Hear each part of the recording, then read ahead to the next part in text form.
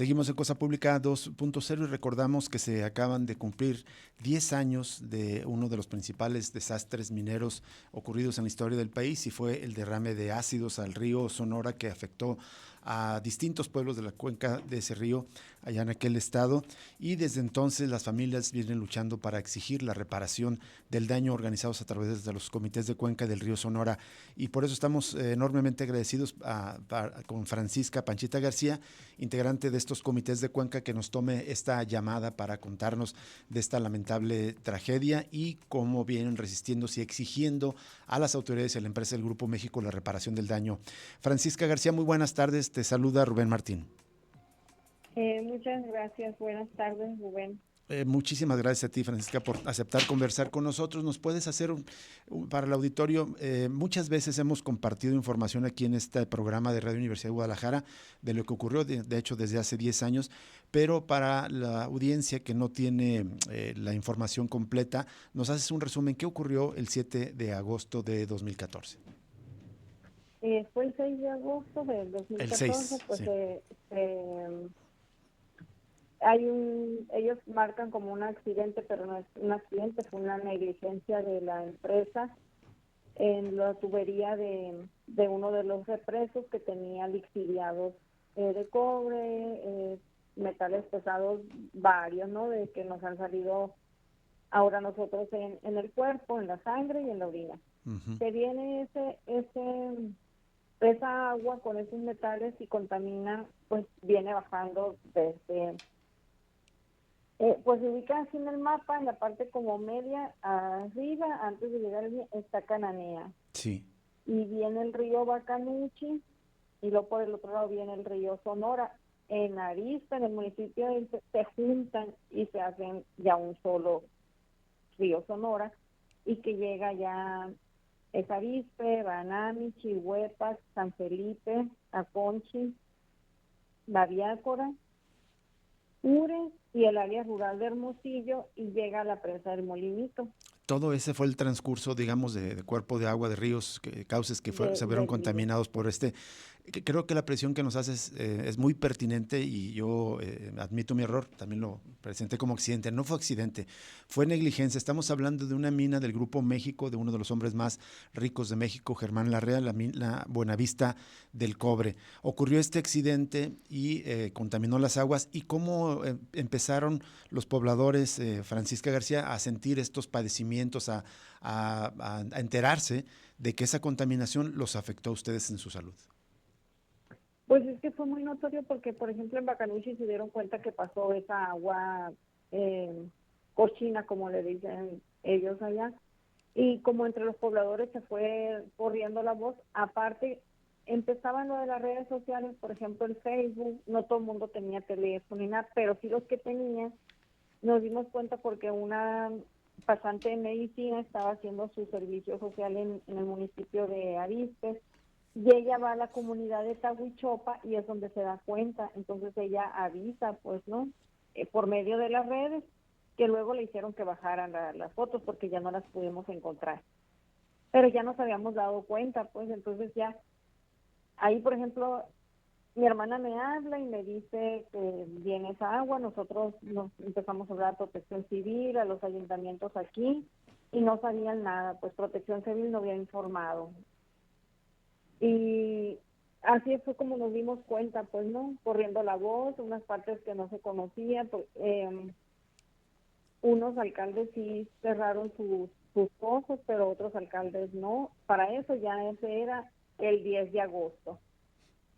Es decir, fue inmediato, prácticamente en los primeros días. ¿Qué enfermedades, qué síntomas empezaron a tener? Entiendo que hubo muchas dermatitis, muchas enfermedades de la piel como una primera reacción, pero a la larga fueron desarrollando otro tipo de enfermedades mucho más graves. Sí, fíjate que al transcurrir los años nos dimos cuenta por las reuniones que hacíamos nosotros de los comités de cuenca en diferentes comunidades, Uh-huh. porque están las cabeceras municipales y esas tienen comunidades, poblaciones pequeñas. Y de repente, por ejemplo, podías ir a una comunidad de Arizpe y te decían, verás que me duelen mucho las rodillas, y me siento muy cansada, me duele la cabeza. Y ibas a otra comunidad hacia el sur y también eran los mismos síntomas.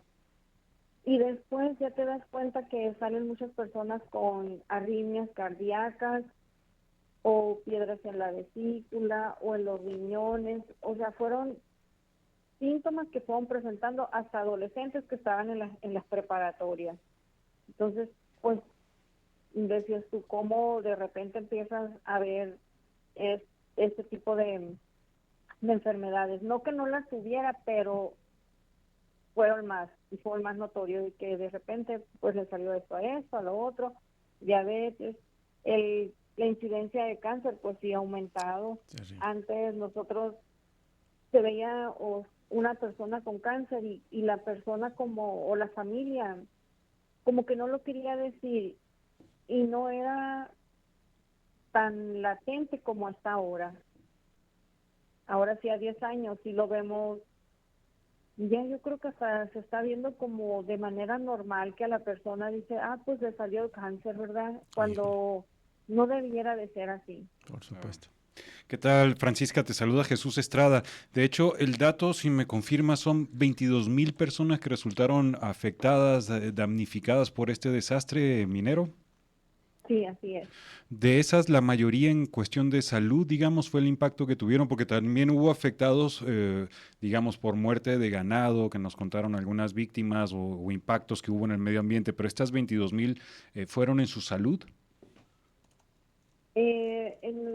Sí, te voy a decir que sí, porque al 21 nos hicieron estudios en la CENAPRESE en sangre y en orina. No fue al total de la población como se había prometido en el fideicomiso, que se iba a hacer una evaluación, un diagnóstico a todas las personas.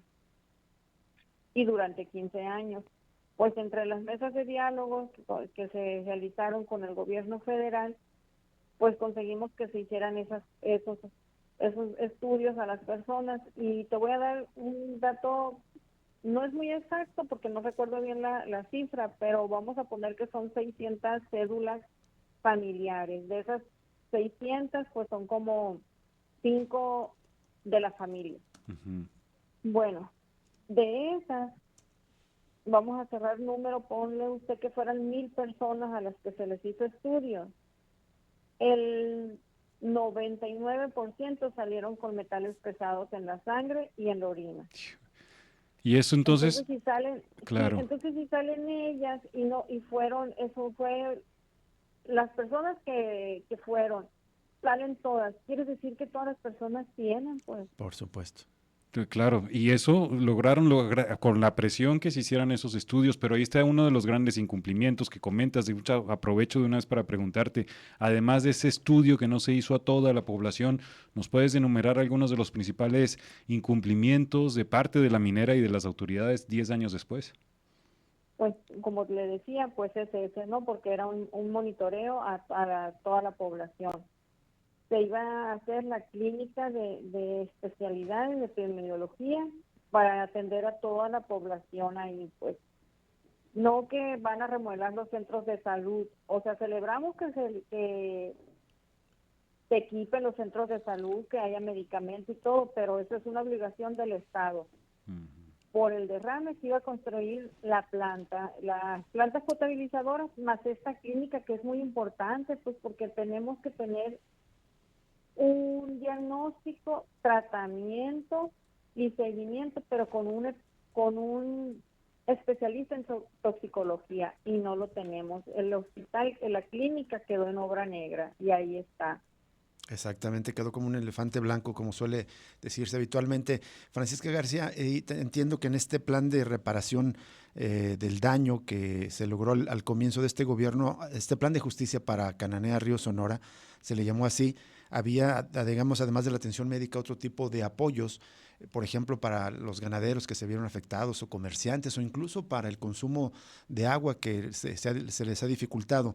La empresa Grupo México, que repito, es propiedad de Germán Larrea, el segundo hombre más rico de México después de Carlos Slim, y está entre los 60 hombres más ricos de todo el mundo. Es decir, dinero le sobra porque tiene una fortuna de 27,000 millones de dólares.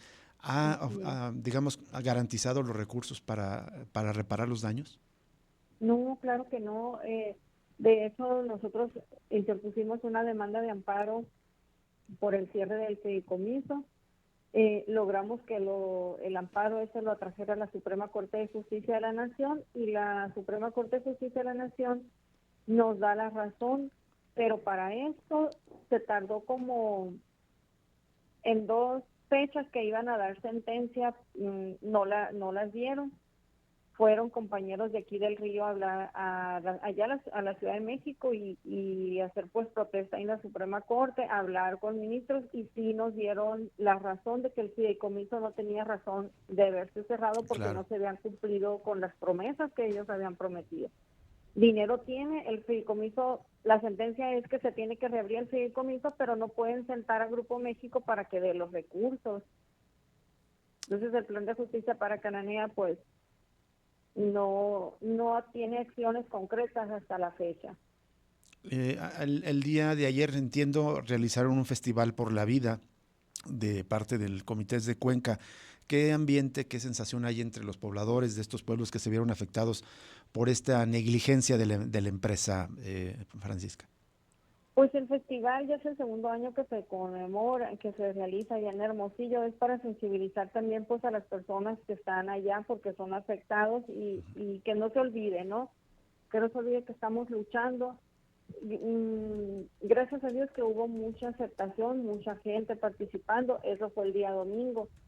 Ayer lo que realizamos fue un antimonumento por la injusticia que llevamos a 10 años y que todavía no tenemos la justicia anhelada que hemos buscado.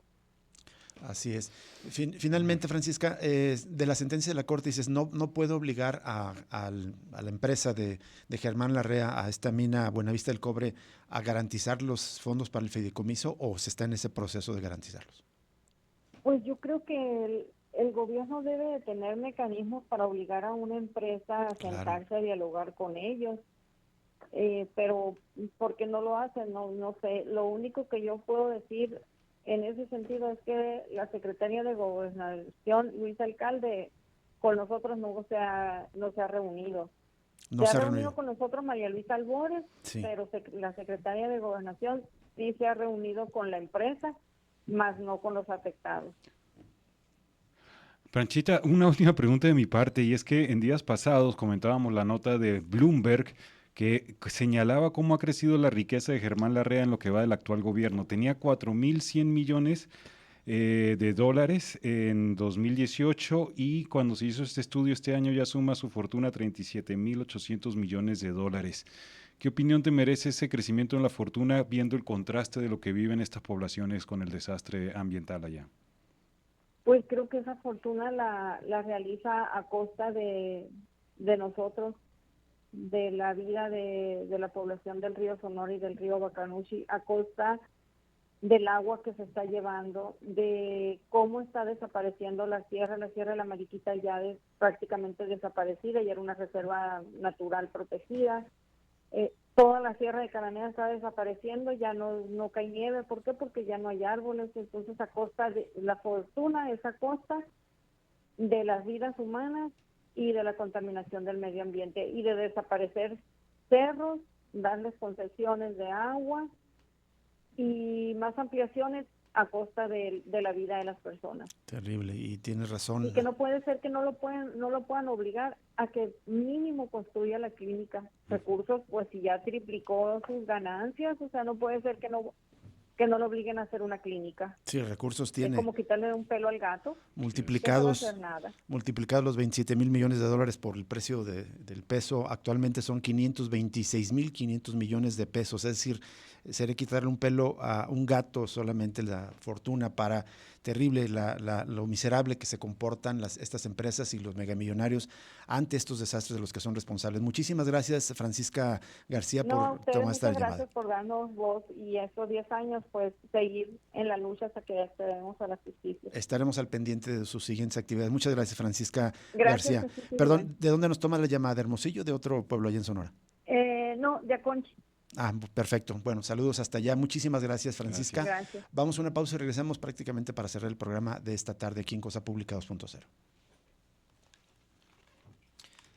Bueno. Cosa Pública.